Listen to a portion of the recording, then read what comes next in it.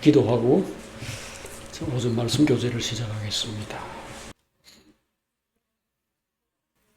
주님 한 주간도 저희를 잘 돌봐주시고 오늘 이 사랑하는 형제들과 함께 모여서 주님을 찬양하게 해주시니 감사합니다. 저희들 인생이 항상 기쁨 속에 그리고 찬양 속에 사랑하고 그 사랑 안에서 모두가 하나가 되는 그런 삶을 항상 살도록 이끌어 주시옵소서. 오늘 하나님 말씀을 나눌 때 그러한 마음이 생기고 그런 믿음이 더 분명해지고 우리의 소망이 더 확실해지기를 원합니다. 성령께서 우리의 모든 것을 사로잡으시고 주님 안으로 우리를 다 깊이 이끌어 주시옵소서. 말씀을 전할 때 함께 하시고 들을 때 함께 하시고 나눌 때 함께 해 주시옵소서. 예수님의 이름으로 기도합니다. 아멘. 네, 하나님 말씀 사무엘하 14장 말씀 함께 읽겠습니다. 사무엘하 14장 21절입니다. 왕이 요압에게 이르되 내가 이 일을 허락하였으니 가서 청년 압살롬을 데려오라 하니라. 요압이 땅에 엎드려 절하고 왕을 위하여 복을 빌고 요압이 이르되 내 주 왕이여 종의 구함을 왕이 허락하시니 종이 왕 앞에서 은혜 입은 줄을 오늘 아나이다 하고 요압이 일어나 그 술로 가서 압살롬을 데리고 예루살렘으로 오니 왕이 이르되 그를 그의 집으로 물러가게 하여 내 얼굴을 볼 수 없게 하라 하며 압살롬이 자기 집으로 돌아가고 왕의 얼굴을 보지 못하니라. 온 이스라엘 가운데에서 압살롬같이 아름다움으로 크게 칭찬받는 자가 없었으니 그는 발바닥부터 정수리까지 흠이 없음이라. 그의 머리털이 무거움으로 연말마다 깎았으며 그의 머리털을 깎을 때 그것을 달아본 적 그의 머리털이 왕의 저울로 200세겔이었더라. 압살롬이 아들 셋과 딸 하나를 낳았는데 딸의 이름은 다말이라. 그는 얼굴이 아름다운 여자더라. 압살롬이 이태 동안 예루살렘에 있으되 왕의 얼굴을 보지 못하였으므로 압살롬이 요압을 왕께 보내려 하여 압살롬이 요압에게 사람을 보내 부르되 그에게 오지 아니하고 또다시 그에게 보내되 오지 아니하는지라. 압살롬이 자기의 종들에게 이르되 보라 요압의 밭이 내 밭 근처에 있고 거기 보리가 있으니 가서 불을 지르라 하니라. 압살롬의 종들이 그 밭에 불을 질렀더니 요압이 일어나 압살롬의 집으로 가서 그에게 이르되 어찌하여 네 종들이 내 밭에 불을 질렀느냐 하니 압살롬이 요압에게 대답하되 내가 일찍이 사람을 보내 너를 이리 오라고 청한 것은 내가 너를 왕께 보내 아뢰게 하기를 어찌하여 내가 그 술에서 돌아오게 되었나이까. 이때까지 거기에 있는 것이 내게 나았으리다 하려 함이로라. 이제는 네가 나로 하여금 왕의 얼굴을 볼 수 있게 하라. 내가 만일 죄가 있으면 왕이 나를 죽이시는 것이 옳으니라 하는지라. 다 같이 요압이 왕께 나가서 그에게 아뢰매 왕이 압살롬을 부르니 그가 왕에 나아가 그 앞에서 얼굴을 땅에 대어 그에게 절하며 왕이 압살롬과 입을 맞추니라. 아멘. 네, 오늘 읽은 말씀을 가지고 요압의 지혜와 어리석음이라는 제목으로 하나님 말씀 함께 나누겠습니다. 네, 요압의 지혜와 어리석음. 요압은 다윗의 최고의 부하이자 또 가장 가까운 친척이었습니다. 조카죠. 다윗의 누나 스루야라고 하는 사람의 아들인데 이 아들 3명이 다 다윗 곁에서 젊을 때부터 다윗을 이렇게 따르고 또 지키고 했던 충성스러운 부하들이었습니다. 요압과 아비세, 그 다음에 아사헬이라는 이 세 형제가 요압의 조카로서 다윗이니까 외삼촌이죠. 근데 아마 그 누나가 나이가 많고 다윗은 막내니까 이 조카들이 실제로 나이는 다윗과 비슷했을 겁니다. 그래서 지금 뭐 다윗이 30대에 왕이 되었는데 이 요압이 군대 장관이었으니까 뭐 10살짜리나 이런 나이는 당연히 아니죠. 나이가 거의 다윗과 비슷한 사람인데 굉장히 용맹하고 또 충직한 사람들이었습니다. 결단력도 있고 추진력도 있고 한번 목표를 세우면 그 목표를 달성할 때까지 뒤로 물러가지 않고 밀어붙이는 그런 사람들이었죠. 그러나 결국은 사람이죠. 인자라는 말을 쓰는데 인자라는 말은 벤 아담이라는 말인데 하나님께서 사람들을 불렀을 때 에스겔, 뭐 예레미야 이런 사람을 불렀을 때 인자야 이런 말을 종종 썼는데 예수님께서 자기 이름을 세상에서 자기를 가리킬 때 그 단어를 썼습니다. 벤 아담. 그러니까 아담의 아들이다. 그게 이제 인자, 사람의 아들이라는 뜻이죠. 사람의 아들이 뭐 사람인데 그런 단어를 왜 쓰나? 사람이라는 게 결국은 실패한 아담의 자손이라는 겁니다. 주님이 항상 자기 이름을 말할 때 인자가 이렇게 말했어요. 뭐 인자하신 분이 이렇게 말해야 맞을 것 같은데 이분은 자기를 늘 타락한 그 아담의 자손, 어리석고 똑똑한 것 같은데 어리석고 무지한 그 사람이라는 점을 항상 내세웠습니다. 왜? 사람이 그러니까요. 그 사람의 대표자로 와서 그 어리석고 그 약하고 그 낮은 자리에서 마귀의 시험을 이기고 마귀의 모든 공격들을 물리치고 최종적으로 승리하시는 그것이 주님의 목표였죠. 그래서 십자가에서 정말 피 흘려 돌아가신, 그러니까 최고로 형편없고 최고로 낮은 자리, 가장 견디기 힘든 공격을 받으면서도 하나님께 복종하고 아버지의 내 영혼을 아버지께 부탁합니다. 하나님의 뜻이 이루어지기를 바랍니다. 내 뜻대로 마시고 아버지의 뜻대로 하십시오. 이렇게 하면서 죽어갔죠. 이것이 바로 사람의 승리입니다.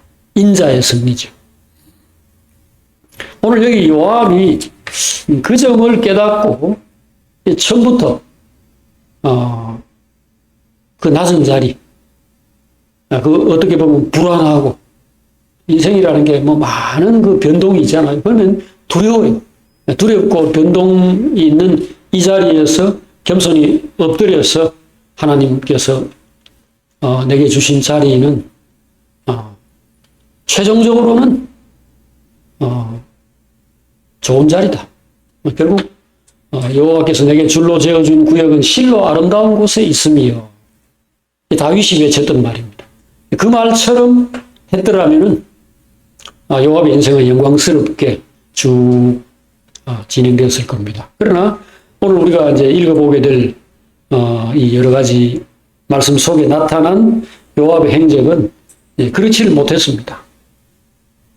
그래서 오늘 우리가 요압의 그 지혜, 세상 기준으로 볼 때는 분명히 그 지혜인데 그 지혜가 결국은 어리석음이라는 이 사실을 우리가 한번 생각해 보면서 오늘 우리 삶에서 우리는 어떻게 해야 되나 이것을 이제 다시 한번 다짐하려고 하는 거죠.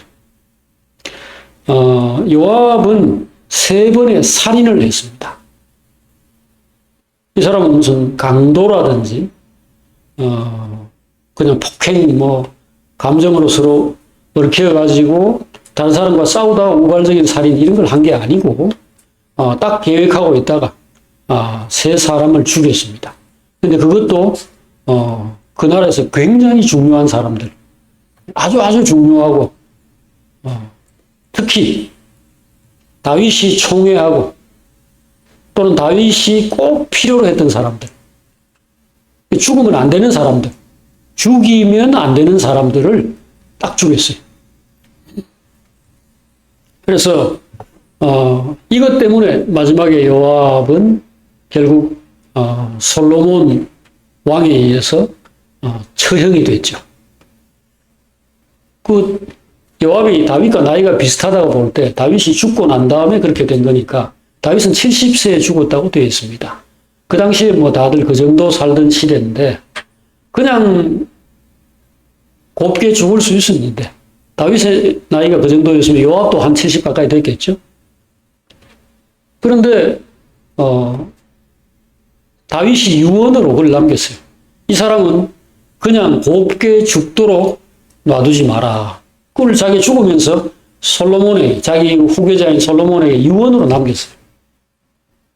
그 유언에 따라서 결국 솔로몬이 요압을 브나야라고 하는 자기 군대 장관을 시켜가지고 이 성전의 제단, 그러니까 하나님께 제사를 드리는 그 귀한 장소죠. 거기서 사람을 죽일 수 없습니다. 반드시 끌고 나와서 어떻게 해야 되는데 이 사람이 그걸 딱 붙들고서는 나오라 하니까 못 나가겠다. 나는 그냥 여기서 죽겠다. 여기서 죽이라. 그렇게 하는 바람에 결국은 브나야가 거기서 쳐 죽였죠. 그러니까 이게 무슨 꼴입니까? 성전이 더럽혀지고 그는 평생에 이스라엘의 1등 공신, 다윗에게 둘도 없는 정말 그런 부하가 없고 그런 형제가 없는 그런 사람인데 평생을 군대 장관으로 잘 지내다가 그의 어리석은 선택들, 자기로 볼 때는 지혜라고 생각했던 어떤 것들을 근거로 그 죽기 직전에 그냥 놔둬도 얼마 있다가 죽을 영감이에요. 그런데 하나님의 집에서 성전에서 이렇게 맞아가지고 그렇게 죽는, 그렇게 비참하게 처형되는 그런 인생을 끝낸 거죠.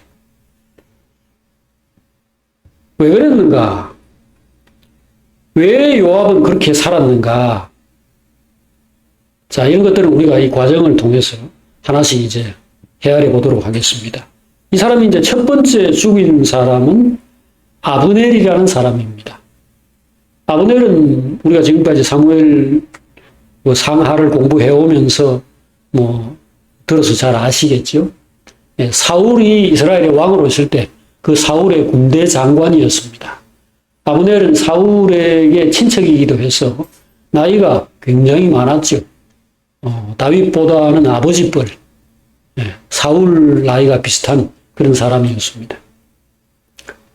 그러니까 이 사람은 사울이 처음부터 신임해가지고 데리고 있고, 그 다음에 사울이 죽고 난 다음에 사울의 아들 이스보셋이라는 사람을 자기에게도 거의 조카 정도쯤 되는 그런 사람을 이스라엘의 왕으로 세워놓고 뒤에서 이제 실권을 행사하던 그런 사람이었습니다. 그 군부 실권자죠. 그런 사람인데 이 사람은 안 좋은 사람입니다. 그게 믿음이 있거나 뭔가 영적인 통찰력이 있어가지고 올바른 선택들을 한 것이 아니고 사실은 죽을 만한 짓을 한 것입니다. 왜? 이 사람은 이스보셋을 허수아비 왕으로 세워놓고 자기가 그 뒤에서 권세를 누렸는데 그 행동 자체도 잘못된 것이. 왜? 이 사람은 하나님이 사울을 버리고, 사울이 잘못했을 때 버리고 다윗을 그의 후계자로 세운다라는 사실을 잘 알고 있었어요. 하나님의 뜻이 무엇인지 알고 있었던 거죠. 그래서 다윗이 사울이 집요하게 쫓아다니면서 죽이려고 했는데도 그게 5년인지 10년인지 모르지만 그 세월 동안 잘 살아남았고, 그리고 자기 주인이었던 사울은 블레셋 사람의 칼에 죽임을 당했다는 것을 알고 있어요. 사실 가장 바람직한 것은 사울이 아직 살아있을 때도 다윗을 추종하고 다윗을 옹호하고 다윗을 변호하는 쪽에 섰어야 되죠. 왜? 하나님의 뜻이 그거라는 걸 알았으니까. 그것 때문에 그 제사장 아히멜렉이라든지 이런 사람 죽임도 당했잖아요. 이 사람 하나님이 세운 사람인데 어찌 이렇게 홀대하고 죽이려고 다니는가. 그런 생각을 가지고 다윗을 사실 추종했어야 제일 좋았죠. 근데 그렇게는 못하더라도 자기가 사울이 신임하는 군대 장관이니까 사울이 있을 동안에는 따르더라도 그가 죽었을 때는 즉시로 다윗을 옹호했어야 되는 겁니다. 그러나 그는 자기가 왕 노릇을 하고 싶어가지고 허수아비 왕을 세워놓고 그 사울의 아들 허수아비 이스보셋을 세워놓고 자기가 뒤에서 실권자로 행세를 한 겁니다. 그러다가 몇 년 동안 계속 전쟁을 했어요. 유다 지파와 자기는 유다 지파를 제외한 나머지 11지파의 군대 장관이고 실권자인 그 자리에서 계속 전쟁을 하는 겁니다. 요압이 저쪽의 군대 장관이고 자기는 이쪽의 군대 장관인데 이 아브넬이 결국은 그렇게 전쟁을 하는 중에 점점 약해졌어요. 하나님께서 다윗 쪽을 계속 승리하게 만드니까 힘이 없어졌어요. 그런 가운데서 무슨 일을 했습니까? 바로 사울의 첩이었던 리스바라는 사람을 자기가 자기의 정부로 삼아가지고 간통을 한 겁니다. 사울의 부인이었던 그냥 후궁이었던 간에 사울의 여자 중에서 제일 젊고 예쁜 사람을 딱 골라가지고 자기의 여자로 삼은 겁니다. 이 행동은 아브넬의 입장에서도 명백한 분명한 이유가 있었고 다른 사람이 볼 때도 금방 알아차릴 수 있는 그런 어떤 사인과 같은 뻔한 거죠. 내가 이제 이 허수아비 이스보셋을 뒤로 밀어내버리고 이 이스라엘의 실제 왕이 되겠다. 그 생각이죠. 왕의 후궁을 취하는 이 행동. 이것이 나중에 보면은 다윗이 죽고 난 다음에 그 다윗의 마지막 여자였던 아비삭이라는 사람, 수넴 여자 아비삭이라는 사람을 그의 다윗의 넷째 아들인 아도니아가 내게 부인으로 주세요라고 솔로몬에게 요구했다가 솔로몬에게 결국 사형당했죠. 그 누구나 봐도 다 뻔하게 알 수 있는 행동을 이 사람이 한 겁니다. 이게 대담한 건지 어리석은 건지 어쨌든 아브넬이 그렇게 해서 이스보셋이 화가 나서 당신이 어떻게 감히 내가 버젓이 왕으로 있는데 우리 아버지의 그 후궁을 그렇게 데리고 와서 여자로 삼을 수 있어? 항의하니까 니 죽을래? 하고 주먹을 번쩍 들어가지고 내가 너 지금 세워놓지 않았으면 너는 벌써 죽었을 사람인데 내가 너를 왕으로 세워준 거에 고맙다고 생각 안 하고 그런 말을 나한테 하느냐 하면서 막 화를 냈죠. 그러면서 바로 다윗에게로 내려갔어. 다윗에게 귀순한 겁니다. 내가 지금 저 북쪽에 11지파를 전부 당신에게로 넘겨주겠소. 그러니까 다윗은 좋은 기회가 온 거죠. 7년 동안 유다 지파의 왕으로 다스리고 있었는데 전체 이스라엘의 왕으로 기름 부음을 받은 사람이 빨리 자기가 이제 왕으로 서야 되는데 이 사람은 항상 하나님의 때를 기다린 사람이죠. 조용히 하나님의 때를 기다리는 사람인데 이제 그런 때가 왔나 보다 하고 그 아브넬의 귀순을 반갑게 여기고 그를 이제 평안히 돌려보냈습니다.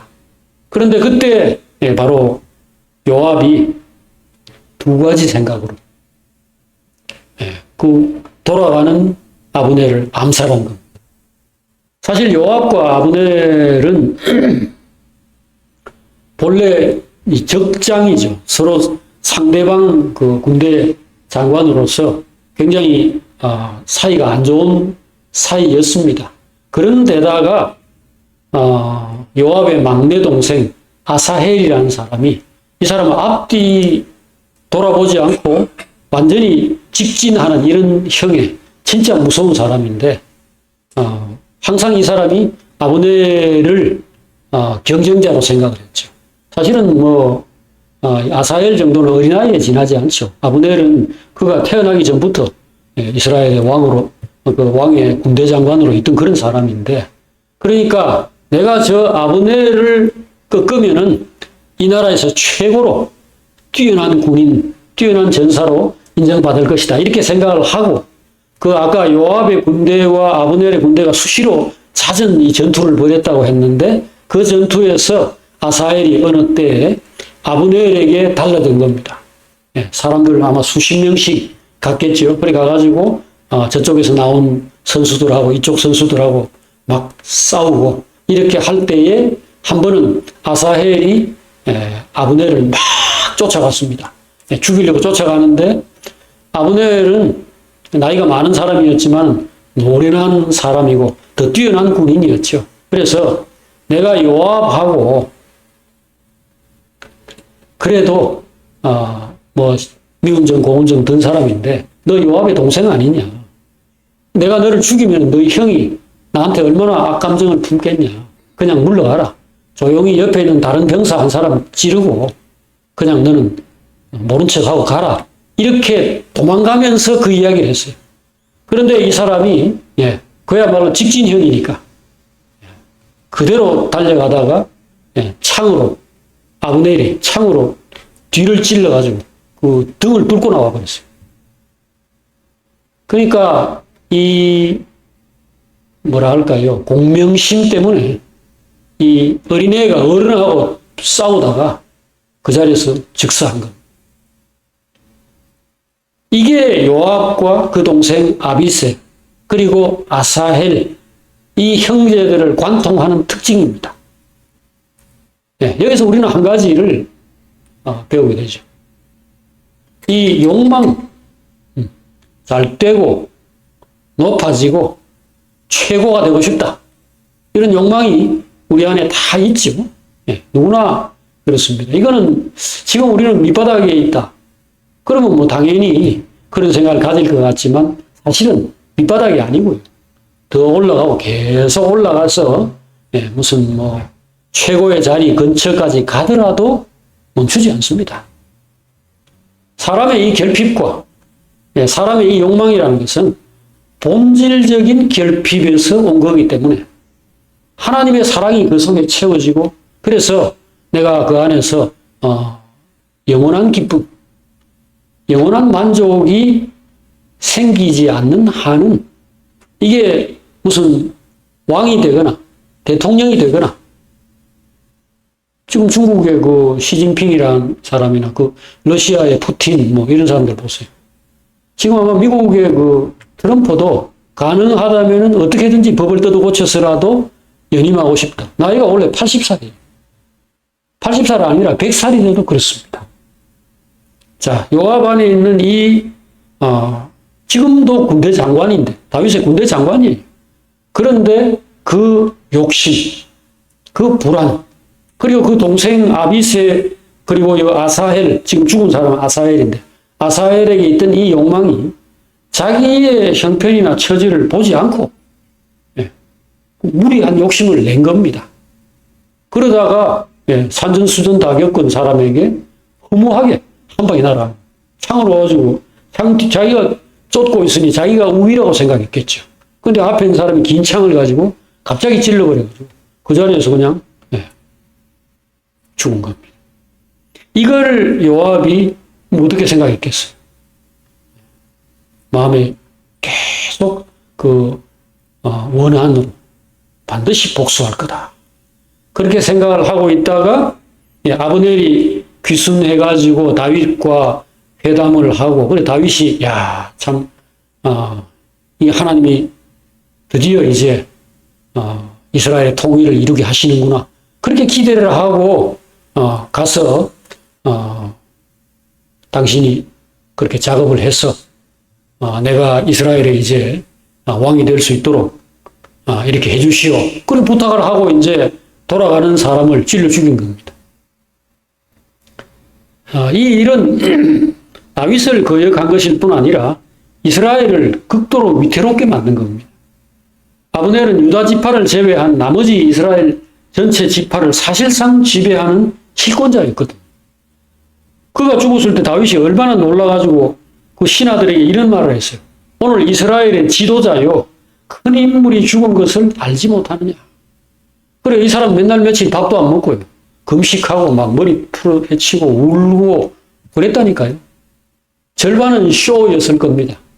아브넬이 무슨 위대한 하나님의 무슨 사무엘 죽은 것도 아닌데 그럴 일은 없었죠.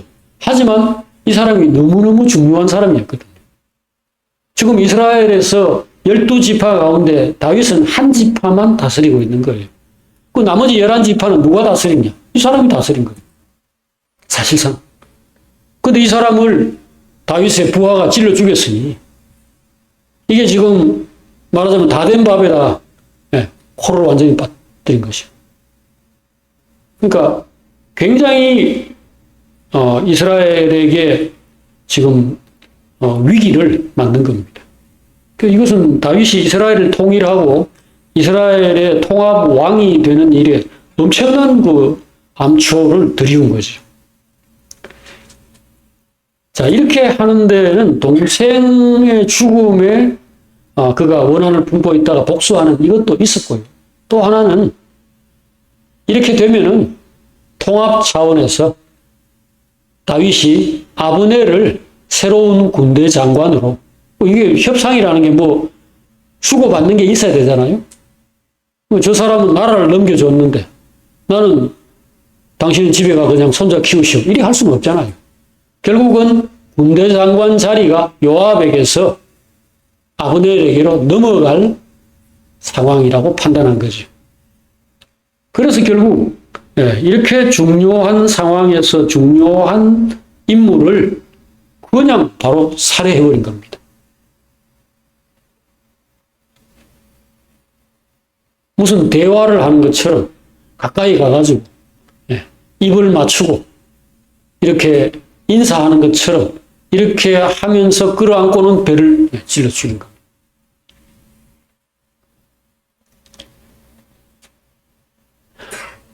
자, 이것은 지혜였습니다. 지혜. 누구에게? 요압에게 지혜죠. 요걸 한번 얻어먹더라도 이 행동을 할 필요가 있다. 이렇게 판단해서 한 겁니다. 근데 이것은 분명히 개인적인 원한과 자기 이익, 자리가 불안해지니까 한 행동일 텐데 어떻게 이것을 이렇게 과감하게 할 수 있었을까요?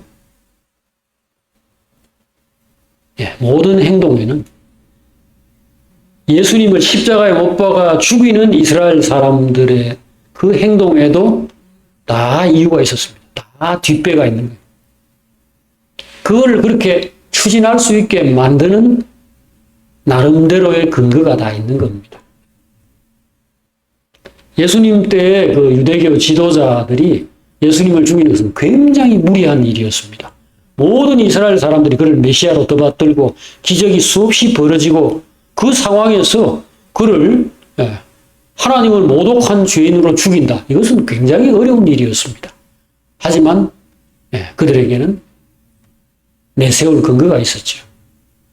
바로 이렇게 하면 백성들이 그를 왕으로 떠받들고 지도자로 떠받들게 되어가지고 로마가 불안해한다는 겁니다. 그 시대를 지배하던 그 실제 실권은 로마 제국에 있었거든요. 근데 로마 제국에서 보낸 총독이라든지 로마 제국에서 세운 헤롯 대왕이라든지 이런 사람들이 다스리는 게 아니고 이거는 지가 혼자 일어나가지고 백성들의 마음을 100% 사로잡고 흔든다. 그럼 로마 제국은 이 나라를 그냥 두지 않을 거라는 거죠. 그래서 예수라는 사람을 만약에 그대로 둔다면은 로마 사람들이 와서 우리 민족과 우리나라를 망하게 할 것이다. 이게 그들의 생각이었고 백성들이 먹어줄 수 있는 그런 근거가 되는 거였죠. 그러니까 과감하게 그 짓을 한 것입니다. 오늘 여기 요압은 무슨 생각을 했을까요? 아브넬은 나쁜 놈이다. 아브넬은 기회주의자, 교활한 사람. 지금까지 다윗을 대적하다가 지금까지 하나님의 뜻을 알면서도 이렇게 다윗의 반대편에 서가지고 다윗을 향해서 싸우던 사람이 자기가 어떤 여자하고 간음을 저지르고 해가지고 정치적인 면에서 불편하게 되니까 이제 와가지고 나라를 다윗에게 넘겨주겠다. 이렇게 말을 하는 이런 놈을 다윗이 수용하는 것은 하나님의 뜻에 맞지 않다. 이런 자를 살려두고 이런 자를 중용하는 것은 이스라엘에게 좋지 않은 일이다. 하나님 뜻이 아니다. 이렇게 생각한 겁니다. 그런 측면이 있죠. 그러나 자기 생각이죠. 중요한 것은 이스라엘의 모든 방향을 결정하는 것은 왕과 선지자라는 것입니다. 즉 하나님인 겁니다. 하나님이 결정해가지고 뜻을 전하시고 상황을 조성하시는 겁니다. 그러면은 그걸 살펴야죠. 그게 하나님께 복종하는 태도죠. 그러므로 불만스럽더라도 자기의 머리, 바로 다윗이 아브넬을 수용하고 그를 통해서 이스라엘의 통합을 이루고자 지금 생각을 하고 일을 추진한다면은 그 자리에서 그걸 받아들여야죠. 그 자리에 자기를 낮추어야죠. 이 사람은 아직 30대 젊은 청년입니다. 앞길이 창창한 사람입니다. 그런데 정치적인 어떤 이유로 인해서 뒷전으로 물러나고 그 다음에 자기가 정말 싫어하는 어떤 교활한 그런 사람, 능구렁이 같은 그런 영감이 이스라엘에서 자기 자리를 꿰찬다. 생각하기 싫죠. 하지만 그런 상황이 온다면 우리는 그것을 할 수밖에 없습니다. 그것이 바로 예수 그리스도의 길이고 하나님이 함께 하시면서 그의 앞날을 영광스럽게 이끌어 가시는 그런 사람들의 공통 특징이었죠.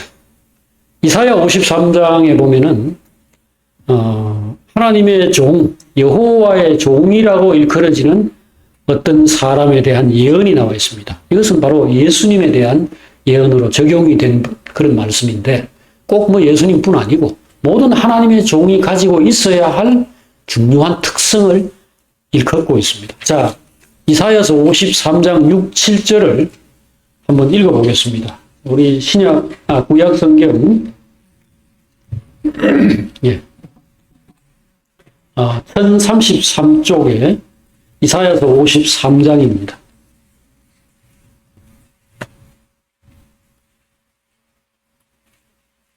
자, 여기 6절, 7절, 그냥 7절만 한번 읽어보겠습니다. 자, 이사야 53장 7절입니다. 다 같이 그가 곤욕을 당하여 괴로울 때에도 그의 입을 열지 아니하였으며 마치 도수장으로 끌려가는 어린 양과 털 깎는 자 앞에 잠잠한 양같이 그의 입을 열지 아니하였도다. 자, 바로 예수님이 십자가에서 조용히 하나님이 그에게 지우시는 죽음의 잔, 쓴잔을 이렇게 마시는 그런 상황을 이제 예언한 것인데 이 결과가 뭐냐? 자, 53장 10절, 11절을 한번 읽어보겠습니다. 자, 10절 읽겠습니다. 여호와께서 그에게 상함을 받게 하시기를 원하사 질고를 당하게 하셨은즉 그의 영혼을 속건 제물로 드리기에 이르면 그가 시를 보게 되며 그의 날은 길 것이며 또 그의 손으로 여호와께서 기뻐하시는 뜻을 성취하리로다. 그가 자기 영혼에 수고한 것을 보고 만족하게 여길 것이라. 나의 의로운 종이 자기 지식으로 많은 사람을 의롭게 하며 또 그들의 죄악을 친히 담당하리로다. 네. 우리가 하나님께 복종할 때 망하는 게 아니고, 그것으로 인해서 우리의 날이 길게 되고, 또 하나님이 그의 뜻을 이루게 될 때 우리는 그것으로 인해서 큰 영광을 얻게 된다라는 사실을 말해주고 있습니다. 진정한 지혜는 하나뿐입니다. 하나님께 복종하고, 그리고 사람을 사랑하고 존중하는 것입니다. 그리고 사람을 살리고 위하는 것입니다. 누구를 죽여서 내가 좋아질 일은 없다는 겁니다. 생명을 얻고자 하면 생명을 귀히 여겨야 합니다.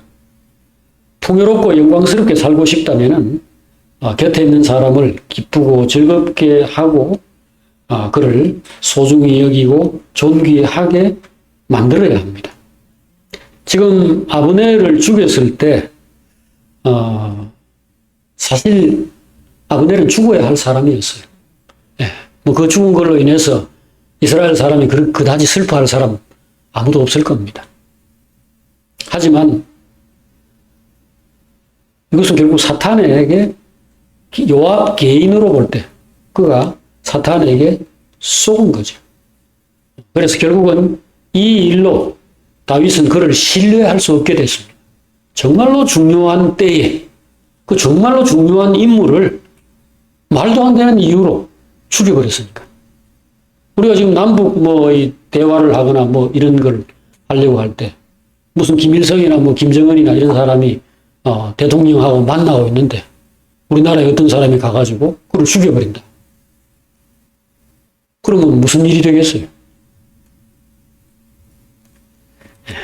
참, 그래서 이 요압이 지혜로운 사람이 아니고 결국 어리석은 사람이 되고 마른 거지.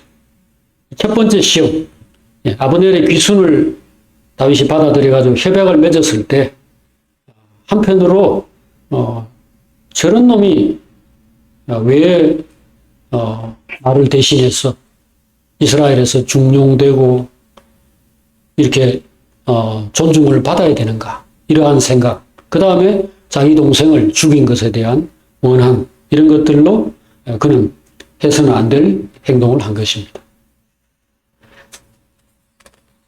우리가 어떤 행동을 할 때 이 행동이 결국 하나님을 생각하고 그 하나님 까닭에 내가 이렇게 판단하고 이렇게 행동을 한다. 이것이 안 되면 결국 그 행동이 나중에 좋은 결과를 가져오든 아니든 결국은 실패입니다. 가장 중요한 것은 하나님이에요. 하나님의 권위에 복종하고 하나님의 뜻을 받드는 것이 그 하나님에게 있어서 적어도 하나님 앞에서 내가 인정받는 유일한 길이죠. 잘했냐 못했냐가 중요한 게 아닙니다. 이게 뒤에 어떤 결과를 가져오느냐. 아브넬은 사실은 잘 죽었어요. 그래서 북쪽에 그거 죽고 나니까 어떻게 됐습니까?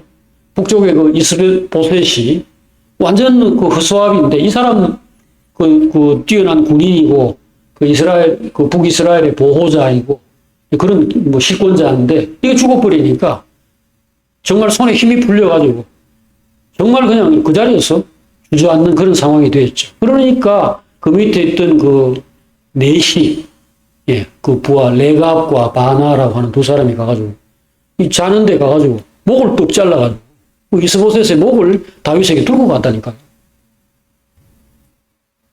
물론 그들 다윗의 그 분노 가운데서 목이 잘리고 팔다리가 다 잘려가 벽에 걸리고 하는 그런 비참한 처형을 받았지만 그래도 아브넬의 죽음이 진짜로 깨끗하게 이스라엘 전체를 정리하는 그런 결과를 가져왔습니다.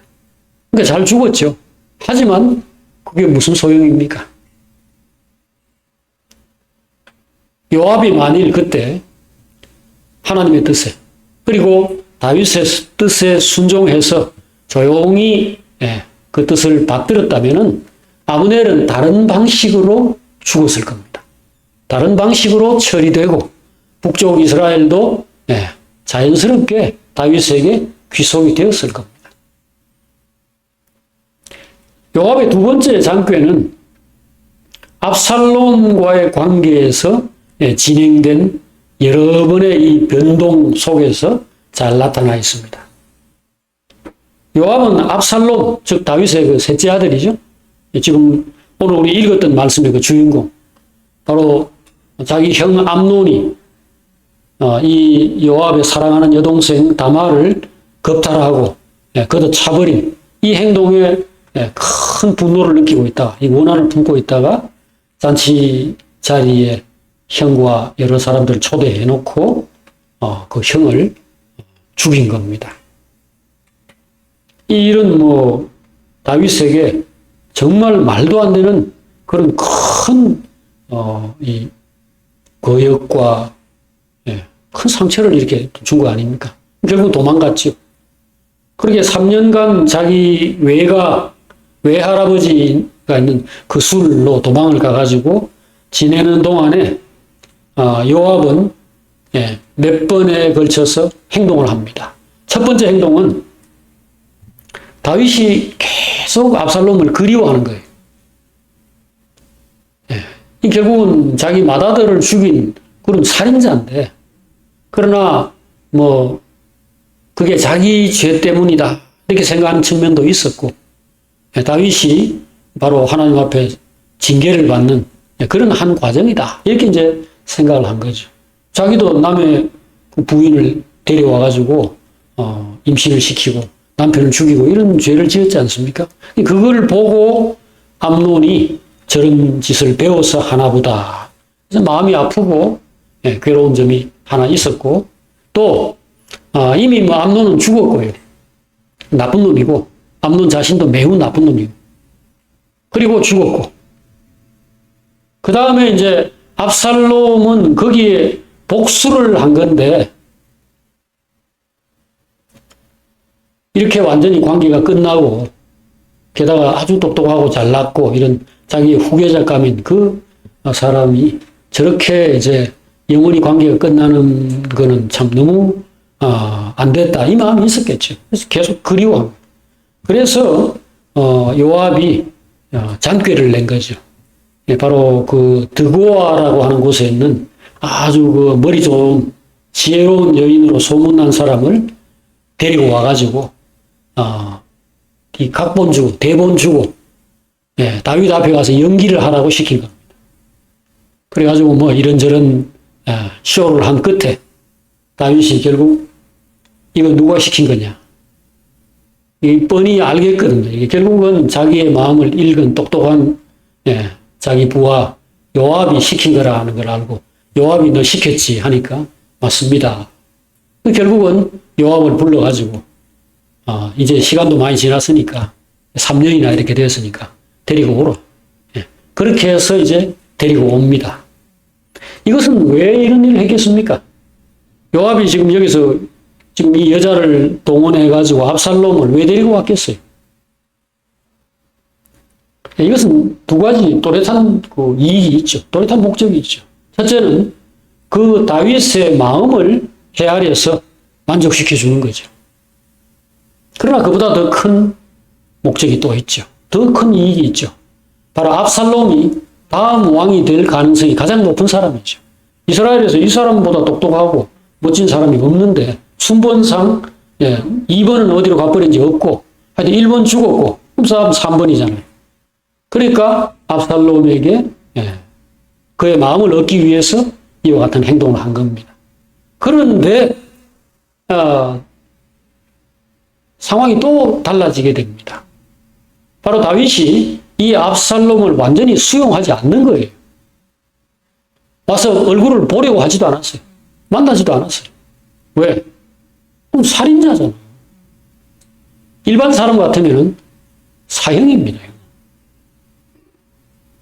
그런데 이걸 자기 죄 때문에 이렇게 마음속에 미안하게 생각하는 마음이 되었던, 또 왕의 아들이니까 죽이기도 그렇고 하는 이런 것들이 작용해서 사실은 이게 불법적인 용납을 하고 있는 거죠.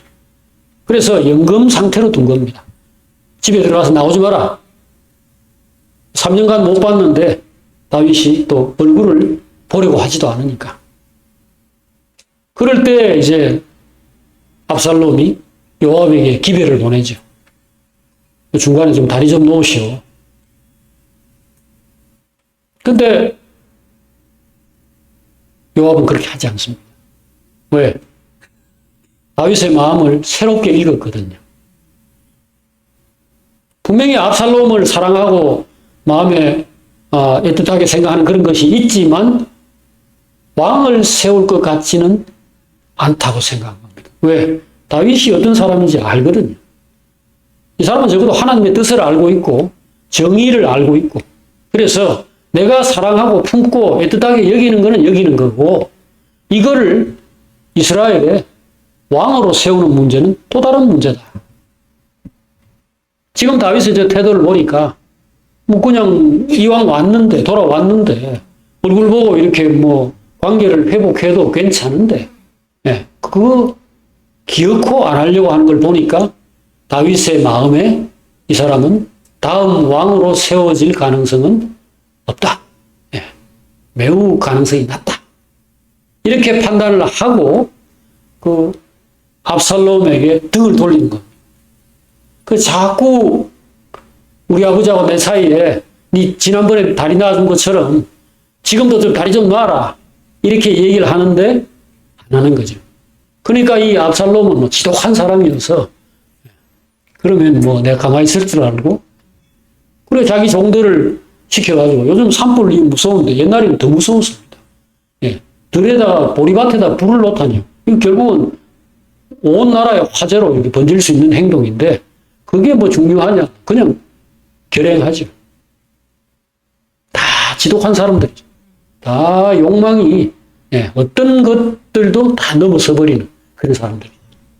그래가지고 자기 보리밭에 불이 붙으니까 가가지고서 왜 이런 짓 하냐 하고 항의를 하니까 차라리 나 죽이라 그래라. 나 여기 돌아오기는 뭐하러 돌아오게 했냐. 그랬으면은 뒤에도 책임져야 되는 거 아니냐. 이런 식으로 밀어붙여가지고 결국은 요압은 또다시 다윗에게 나가서 그냥 용서하려면 다 용서하세요. 데리고 와가지고 지금 저렇게 있으니까 나도 죽겠고 지금 일이 안 됩니다. 그렇게 해서 결국은 중계를 하게 했죠. 그런데 아니나 다를까 결국 요압이 우려하던 일이 벌어졌죠. 그렇게 복권을 시키니까 이 압살롬은 날개를 달아가지고 온 나라 안에 휘젓고 다니면서 백성들의 마음을 훔치고 자기 왕이 되기 위한 공작들을 계속 해나가는 거죠. 그런 끝에 결국은 반역을 일으켰죠. 그때 압살롬은 요압은 다시 한번 뜻을 바꿉니다. 결국 반역을 일으켜서 다윗이 도망을 그 부하들과 함께 도피를 하고 이렇게 했는데 하나님께서 요압의 군대들을 통하여서 압살롬 군대들과 싸우는 가운데 압살롬 쪽이 패배하고 이 다윗과 요압 쪽이 이기도록 역사하셨기 때문에 결국은 압살롬은 패배했죠. 다윗은 처음부터 그것을 예고하고 있었어요. 예측하고 있었어요. 저놈이 까불더라도 저게 하나님을 거슬러서 하는 일이고 또 다윗을 이스라엘의 왕으로 세운 사람이 누굽니까? 그건 하나님 아닙니까? 그러니 누구도 하나님이 기름 부으시고 함께 하시는 이 사람을 어떻게 할 수 없다. 지금 저놈이 반역을 저지르더라도 최종적으로 승리하지 못할 것이다. 성공하지 못할 것이다를 다윗이 예측하고 있었어요. 그리고는 어떻게 했습니까? 요압이 무서운 사람인 걸 아니까 제발 압살롬을 죽이지만 말아달라. 어떻게든지 살려달라고 부탁을 한 겁니다. 아들은 아들이니까. 이 마음도 문제가 있어요. 다음번에 우리가 이걸 다룰 텐데. 결국 죄라는 것이 1차 문제를 일으키고 다음 2차, 3차로 계속 문제를 일으킨다는 것을 보여주는 건데 어쨌든 그때 다윗이 압살롬을 요압에게 부탁했습니다. 근데 그 말이 오히려 요압 안에 이놈을 어떻게 처리할까 하는 문제에 있어서 확실한 어떤 근거를 제공한 거죠. 압살롬은 자기가 압살롬을 위해 줬는데도 나중에 반역을 일으켰을 때 군대 장관을 이 요압의 사촌 형제, 이종 사촌인 아마사라는 사람을 군대 장관으로 세웠습니다. 요압을 밀어낸 거죠. 그러니까 요압이 압살롬에 대해서 사람을 이용만 하고 버리는 놈이고 자기가 사실은 압살롬 편에 붙어가지고 압살롬과 함께 반역을 할 생각은 없었습니다. 하나님이 압살롬과 함께 하시는지 다윗과 함께 하시는지에 대해서는 적어도 요압은 분명한 사람이었으니까요. 하지만 그런 적어도 말이라도 요압을 자기 등에 업고 요압을 자기가 신뢰한다는 표시를 했어야 되는데 딱 버려버리고 사실은 자기를 오늘 이 자리에 있게 만든 사람은 요압인데 그걸 버려버리고 아마사라고 하는 그 실력이 영 형편없어요. 근데 그 사람을 군대 장관으로 세운 겁니다. 나중에 결국 세 번째 살인이 거기서 벌어지죠. 압살롬이 죽고 나중에 다윗이 다시 왕위에 올랐을 때 다윗이 압살롬 편에 붙었던 많은 이스라엘 사람들 이들을 포용하고 끌어안겠다는 통합의 태도를 취하면서 요압을 밀어내고 요압은 뭐 말을 안 들었으니까 밀어내고 아마사 아까 말한 그 반역군의 지휘관이죠. 그 사람을 군대 장관으로 세우겠다고 선언을 한 겁니다. 그래서 결국은 이 쉐바의 반란이라는 뭐 이런 한 사건이 있고 난 다음에 조용히 요압이 아마사를 만나가지고 형님 안녕하십니까 하다가 찔러 죽여버렸어요. 세 번째 살인이 벌어진 거죠. 두 번째 살인은 바로 다윗이 그렇게 부탁했던 압살롬을 나무에 매달려가지고 그 머리가 길고 이런 게 나뭇가지에 이렇게 걸렸는데 그때 대롱대롱 매달려 있는 그 압살롬을 그 창이 아니에요. 성경에는 이 창이라고 되어 있는데 실은 그냥 아무거나 옆에 있는 나무 짝대기를 주워가지고 배를 찔러서 그래가지고 상처를 입었을 때 그 부하들이 달려들어가지고 칼로 찔러서 이제 죽였다 이렇게 되어 있습니다. 아버지가 자기에게는 뭐 아버지가 아니죠. 자기에게는 주인인 다윗이 신신당부해가지고 내 아들 잘못했지만 죽이지만 말아달라 했는데 그 압살롬을 다른 부하들이 안 하려고 그랬어요. 저놈 죽여라 하니까 칼 들고 있던 부하들이 왕의 부하를 어떻게 아들을 어떻게 죽일 수 있습니까? 예를 들어서 죽이려 하더라도 다윗이 죽이라 하든지 뭐 사로잡아 가가지고 그렇게 판단을 했을 때 죽이는 거지. 그 왕자를 갖다가 어떻게 죽입니까? 하는데 나는 너희들과 입씨름할 새가 없다 이러면서 옆에 짝대기 주워가지고 바로 찔러 죽이고 있어. 여러분 여기서 우리의 마음을 한번 생각해 봅시다. 오늘 우리가 어떤 행동들을 할 때 이 조급함, 이 조급함이라는 건 욕망과 아울러서 그 밑바닥에 불안이 있어요. 불안. 어떤 말들을 확 내뱉어버리고 어떤 행동을 확 해버릴 때 우리 내면에 어떤 불안과 두려움이 있어요. 이게 바로 사탄이 사람에게 살인과 온갖 종류의 죄를 짓고 서로 싸우고 미워하고 이렇게 하는 모든 일련의 과정의 제일 앞에 던지는 씨앗입니다. 이 불안을 어떻게 치료합니까? 이 두려움을 어떻게 치료해요?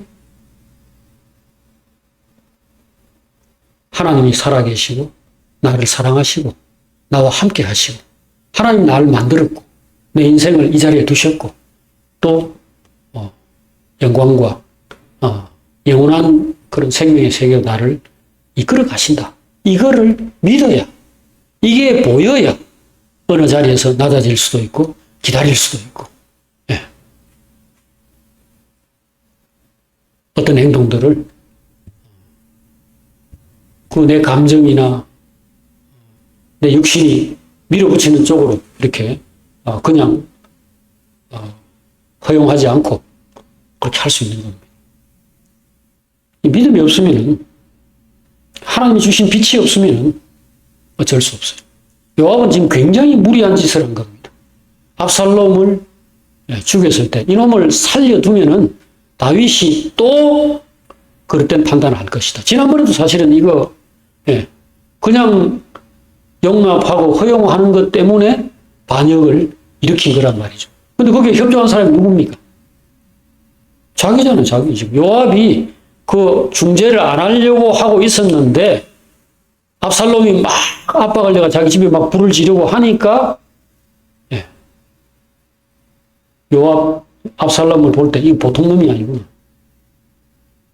겁을 내서 그랬든 아니면 압살롬에 대해서 무슨 저 사람 뭔가 큰 일을 하나 할 만한 사람이다. 그렇게 판단해서 그랬든 요압이 협조해가지고 압살롬과 다윗 사이를 다시 놓아주는 바람에 이렇게 된 거잖아요. 그러니까 그 다음번에 생각할 때 이 절대로 이 사람을 그대로 살려둬서는 안 된다.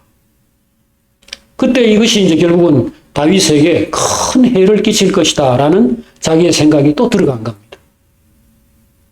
그러니까 이 판단들, 굉장히 어렵고 힘든 이런 판단들을 우리가 어느 위기 상황에서 스스로 내린다는 것이 굉장히 위험한 일이라는 것입니다. 여러분, 저와 여러분이 인생을 살아갈 때 정말로 지혜롭고 정말로 신중하게 제대로 된 판단을 해야 될 때들이 있을 때에 조용히 죽으면 됩니다. 그 생각들, 그건 하나님께 맡기고 하나님께서 능력으로 지혜로 역사하시는 것을 생각하고 기도하고 그 자리에서 조용히 생각을 내려놓길 바랍니다. 많은 것들이 이 불안과 이 조급함, 이래 되면 이거 안 되는데 이것들에 의해서 벌어지죠. 요압은 충실한 사람이고 뭐 불량배 아니에요. 이 사람은 바보 아닙니다.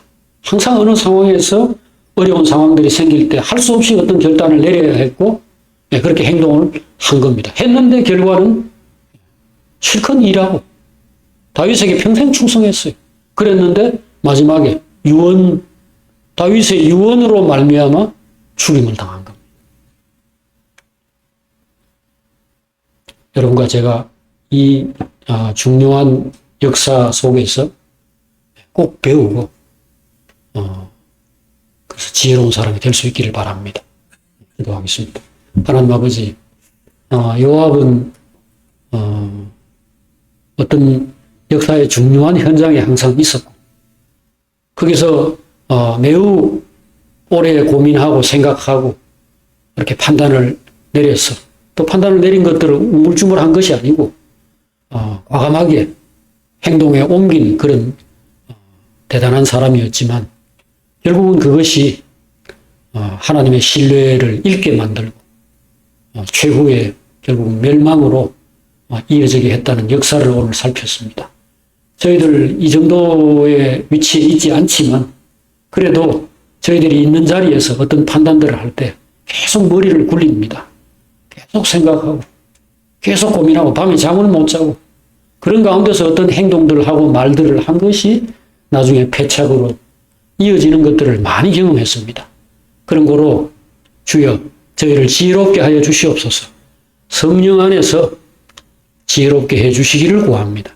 십자가를 받아들이고 털 깎는 자 앞에 잠잠한 양, 도살장으로 끌려가는 양이 잠잠한 그것이 지혜였던 것을 배우게 하여 주시옵소서. 예수님 이름으로 기도합니다. 아멘.